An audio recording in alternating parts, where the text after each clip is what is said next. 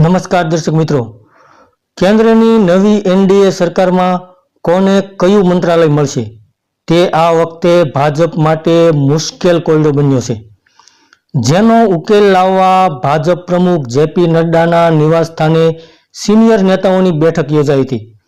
તો રવિવારે નવી સરકારનો શપથ ગ્રહણ સમારોહ યોજાવા જઈ રહ્યો છે અને તે પહેલા જ ભારતીય જનતા પાર્ટી માટે એનડીએના સહયોગીઓને મંત્રાલયો તથા વિભાગોની ફાળવણીમાં રાજી રાખવાનો પડકાર છે। નડ્ડાના નિવાસસ્થાને મળેલી બેઠકમાં અમિત શાહ, રાજનાથસિંહ, બીએલ સંતોષ સહિત વરિષ્ઠ નેતાઓ હાજર રહ્યા હતા। તો નવી સરકારમાં હવે બધું પહેલા જેવું નહીં રહે, એટલે કે ભાજપમાંથી કોણ કોણ મંત્રી બનશે અને ટેકો આપનારા સહયોગીઓને કેવી રીતે રાજી રાખવા તે નક્કી કરવા ભાજપ નેતાગીરીમાં હાલમાં મહામંથન ચાલી રહ્યું છે। તો ભાજપના સહયોગી દળોએ પોતપોતાની માંગો અને ઈચ્છિત મંત્રાલયોની યાદી સોંપવાનું કહેવાય છે।